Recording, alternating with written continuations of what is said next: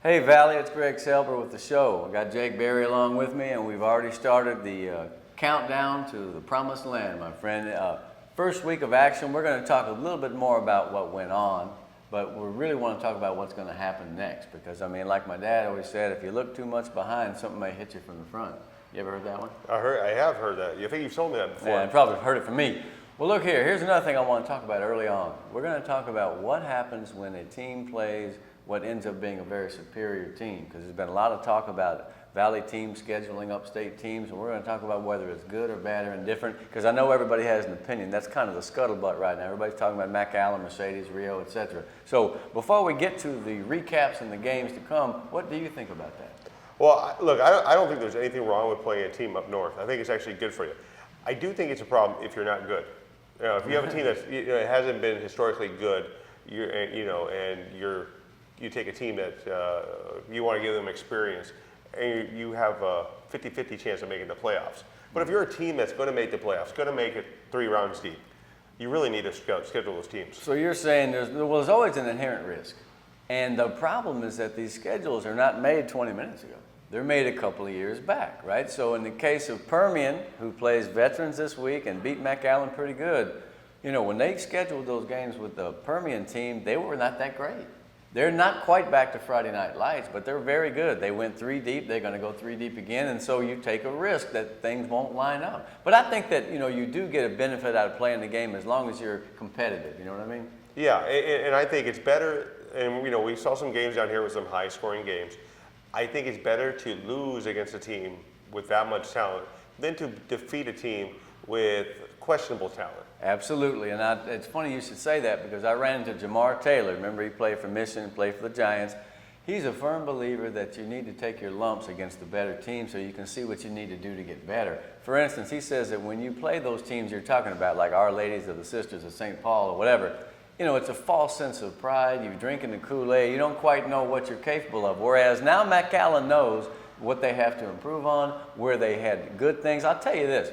If your team is competitive and doesn't quit, it helps you. You find out about 6 or 8 kids you have in that roster that can play in the big time and that they rose to the occasion, and then you find some other kids that folded like, you know, a house of cards. So as a diagnostic and letting you know where your team is at, it's invaluable. Yeah, and it's also a reality check for a lot of the kids that, oh, I do all this training, I'm really fast. But there's Valley fast and there's state fast. And you know, those guys up north are, there's considerable amount of speed for their size. I would say this. Okay, so Mercedes played Cal Allen. They were ahead for a minute. They were down, touchdown at the half. You come out of that game feeling good. Oh, yeah, and I think against so Cal too. Allen. Especially when you strike first, you score that first touchdown. You don't get the extra point, but you get that first touchdown. Yeah. And that really, you know, it teaches them that, hey, we're at least evolving into a better team. The Rio Grande City Rattlers went and beat Ingleside 13-0. Now, the Mustangs have been a playoff team for a long time. They're picked 4th in their district. It's not the greatest Ingleside team, but for Rio Grande coming off a season which they didn't quite make the grade, I think it's an outstanding first game. Especially in that district. I think that if you're going to win in that district, you've got to set the tone early. They went up. They beat a team that, you know, a playoff power. And they're going to be playing a considerable amount of playoffs teams in that district. Right. And I just think that that's a good precursor for the season. The last point to mention, besides reiterating the fact that the schedules are made in advance, and that's sometimes a gamble, always a gamble, what we don't want to do is play the old moral victory game. Well, we did okay. No. It's a reality check. It's a diagnostic. If you got your butt beat, so what? You found some good things out of it. Don't be trying to dance around it and say, well, we hung with them. If the game gets you better, it doesn't mean anything in the standings. But here's the other risk. You can't lose a team emotionally, because sometimes you get crushed so bad that the spirit goes out of the team. I wouldn't worry about that in August, man. I really wouldn't. I think that the teams that have the guts to play them, Reagan's coming up against Harlingen, hey, man, more power to them. Yeah, I think so too. All right, well, let's get to the things that are going to go on, and we're going to do so by talking about the things that happen. I'm looking at my list of games. I see Brownsville Veterans against PSJA North as a marquee game for week 2. No, Do they call it week 2? Yeah, week 2 Okay, no more zero stuff. Yeah, Right, I think it is a marquee game for the sheer fact that both teams put up some points in the first week. Boy, did they. Yeah, I mean, you're talking about PSJA North, who scored, you want to say it? School record, 78 points. I've never seen them score more than that. I'm pretty sure it's a record. And Brownsville Vets had a track meet with Donna and it looked like Donna had a chance to win that. I think both teams had multiple chances to win it. First, let's go back to PSJA North. 78 points. I did a little research because I like to do that. The last 10 years, PSJA North has scored at least 50 points 6 times, including twice in the playoffs. Yeah. Their high was 60 back in 2012, and they lost. Remember that game against Rowe? 63 to 60? So scoring points don't always mean that you win. Yeah. Now, here's the thing about that win. That's against the Bears. That ain't against anybody but a rival. So PSJA North has got to be high as a kite. They just went up and down the field. 78 to 26. I thought it was a misprint. Yeah, and it's eye-awakening for 31-6A because you're talking about who are the top 3 teams? Well, we're talking about all this Weslaco stuff. PSJA North. Yeah. The Bears had given up 77 points their first 7 games total last year. Wow. And 78-1. We're going to talk about the Bears later. So PSJA North looking great. But Brownsville Vets. Now we have a series of moments here on the show where we call it 956 turnovers. I didn't think Marcus Castillo was back. He would have been on my watch list. He might have been at the top of the quarterbacks chart. That guy's phenomenal. 278 and 4 touchdowns against Don. And their offense was explosive. Their defense kind of gave some points away in the second half to Donna, but their offense was good enough to pull off the win late in that game. Sometimes, man, you get in a game where the offenses are ascendant and there's nothing you can do about it. So I expect both those teams, okay, here, let's see, 78 plus 49, watch it be 21-20. Yeah. You know what I mean? Both those defenses have a lot of potential. That was just a game where the score was going to be high. And now you get to scout all that stuff they did in the scrimmages, those fake plays, the formations. Linemen wearing number 3 and stuff. Who is that? I don't know. Yeah, it's all going to be switched up now, and you're going to see them settle down. Now they have tape on each other. It's going to be a lot different. I think it's an incredible game. I also think East and San Benito is going to be an incredible game. Because they both scored a lot of points too. Yeah, I spoke to Dan Gomez yesterday, and he really thought that he built this game up because East and San Benito, talking about 2 of the powers in their districts. You're looking at a team that plays great defense in San Benito and also has a great running attack to go with it. Yeah, Alvarez, where did he come from? 22. He hits the hole hard. He's got light feet. I like him. And they're clicking. I mean, what he's done with that program, he's turned it around from where it was. I mean, it wasn't very bad anyways, but he made it really good. Dan Gomez played at Raymond Vale, I come to find out. Here, let me tell you the story on him. I watched him all game. The dude has that team. They are together, okay? They got a feeling. The War Dogs, Mondo was talking about it. You can just feel it, man. They love him, and he loves them. And I'll tell you what, man, that's a good football team. J.R. Gaitan, the quarterback, is a baseball player. He can sling it.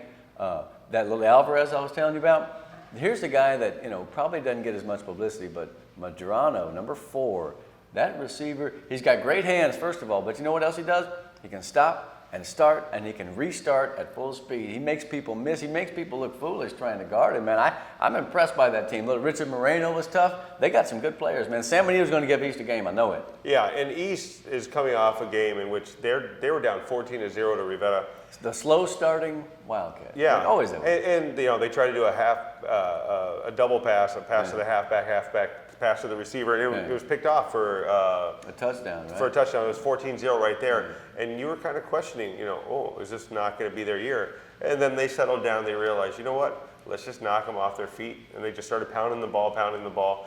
And defense. 53 to 26 was the final go-ahead. Yeah, no, defense was the name of the game in that one because they played good enough defense to basically keep their offense hold until they came until back. Their offense got it straight, and they did. They came back ferociously. I mean, punt returns too, kick returns. Yeah, punt returns, interceptions. I think the toughest part was telling where Ciro was at. Ciro the hero. I told you about that guy, but now he's number 1, right? Yeah. He's not number 15, and now Vargas is not number 35. He's number 15, right? So everybody's changed around. Anyway, scored on a run. Scored on a catch, scored on a kick return. That dude can play, man. They seem like they, getting past some of those offensive line bumps and bruises they had in early going. East against San Benito was a fine game, man. Yeah, I think so too. Yeah. And this week, I mean, we're talking about some of the marquee games. First 2 we've talked about have been marquee games. But I think this game is almost more important, and we're going to talk about Donna and Weslaco in a little bit. I think it's almost more important for those 2 teams. Well, I mean, for San Benito, you mean? Yeah, for San Benito and Weslaco East, I think it's more important. If they can beat East, then the Greyhounds have to be considered one of the favorites to take that district, man. And from what I saw against Edinburgh High, and quite frankly, Edinburgh struggled a little bit, obviously 45-0. I just was impressed. San Benito gets up to the line of scrimmage and bam, bam, bam. They just wore those kids out for the Bobcats. They're man, methodical. Yeah, but quickly too. Yeah. I mean, God, for a while there, I was trying to keep the stats of the game, and it was hard to do. Me and Mondo were like, I mean, they're totally impressive. If they play that well all season, we're going to be talking about them a long time. Yeah, I think so too. And that district is actually a little bit more surprising than Yeah, it's tough. It's tougher than what I think everybody predicted. And we say it every year, but it's always the same thing, and we always forget. We won't really know that much about the tea leaves until about the third or fourth or fifth week, because you have those points on a curve and they'll start to create a line. But right now, I'm pretty excited about San Benito, but I know Weslaco East is good because they've been good for a long time. That's just a winning program right there. What about United and Sherryland? Did you think we're going to come in and talk about those two teams being 0-1? United lost to Clemens. Sherryland, I haven't seen any film on United, but I can tell you, I was at the Sherryland game on Friday. It's a better team than people predicted. I mean, I think people thought that there was going to be a lull, that they lost players to the other school, that their numbers were down. They led at the half against played Memorial. well. I mean, they played well. In the second half, Memorial just knocked them back on their heels, and that was it. But they played really well, and even Coach Littleton said that team's better than what people had predicted. Well, Littleton also said that the way they did it, besides having, what's his name, 21, is to wear on them, to lean on them with that size and kind of take some steam out of you, and they exploded in the second half. But I'll remind you, the Rattlers up 18-14 at the half. They're going to be heard from.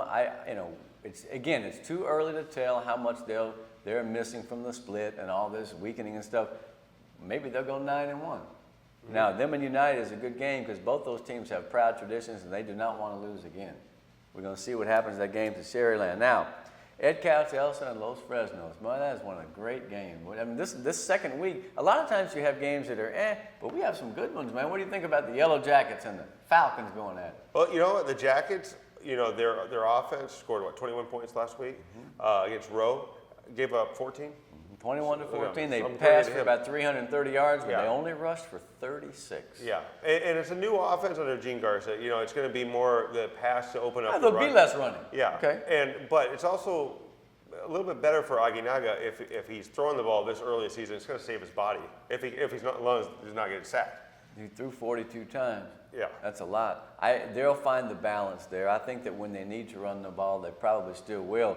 They had a bunch of kids out on defense, but they still held Rowe to 14 points, and that's a good effort because that team can score. Yeah, and Rowe's one of those teams that, just has the verbiage alone for that team is incredible, but their passing attack is beautiful. So to hold them to 14 points says a lot because we've seen them with Obregon and we just mentioned 63-60. Yeah, they can put up points. Yeah. Well, I saw Los Fresnos. They played Edinburgh North. They came out with a 34-14 win at Cat Stadium. That was a Thursday. And boy, they were nice nights this first week, weren't they? Remember last year when it rained all the time? Yeah. It was horrible. So that's next week. Thanks a lot. Los Fresnos, I was impressed with several kids on Los Fresnos' team. They have a good special teams group, man. Christian Campos ran a couple of punts back, big time. The new quarterback, we were talking about Ortega, he was 20 out of 27, threw for 5 touchdowns. I thought they looked very efficient on offense. They didn't run the ball as well as they might later in the year. But for right now, man, I think Los Fresnos played a good ball game. Yeah, and they're a big team too. I mean, not overly big, like they don't have Mario Benavides guys, or Eloy Atkinson, those guys. But they're a big team. They're a bigger team. They're short on the line, but they're thick. Yeah. And those thick kids are quick. To tell you the truth, they move people out of there pretty good. Although Edinburgh North stopped the run. That big defensive line they have was pretty good. Their linebackers were active. We'll talk about them later. But Los Fresnos, I thought, they did a pretty good job. The backs they have, since Moreno got hurt, are kind of small, so they pinball around back there. But if Ortega can continue to be that accurate, and he can run the ball too, as like I wrote in the story, he didn't have that many yards, but you can tell that he's got some ability to run that football. He's going to be good. And they have Zepeda also. Zepeda, not Valdez. Another turnover here on 956.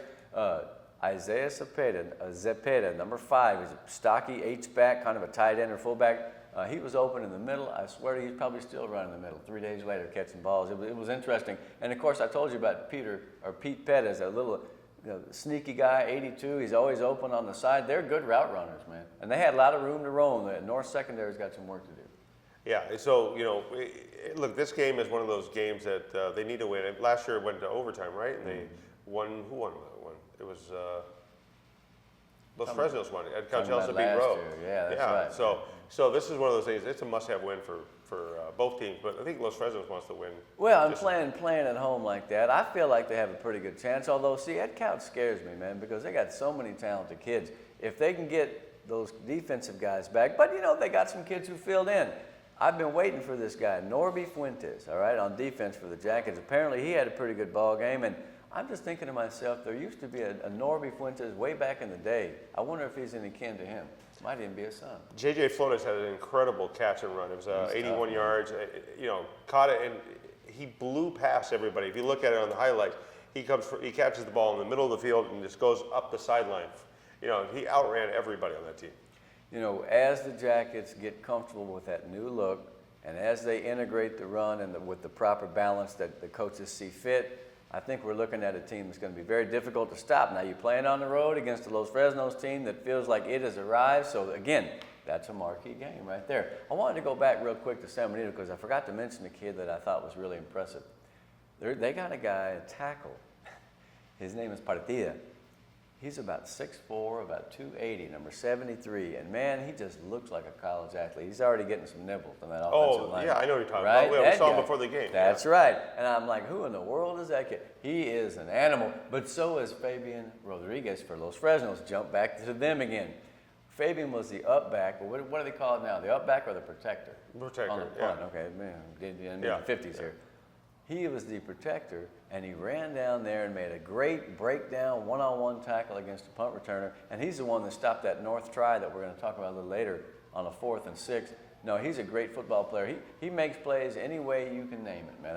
Number 42 for Los Fresnos. You watch him; he's one of the best we got. Yeah, we have sirens going off around us. Yeah, we do have. Well, I must have exceeded my limit of words here. Yeah. Hey, let's not get out of this first segment before we start to talk about another huge game. I'm telling you, this week 2 is phenomenal. Down in Weslaco. Incredible. Yeah.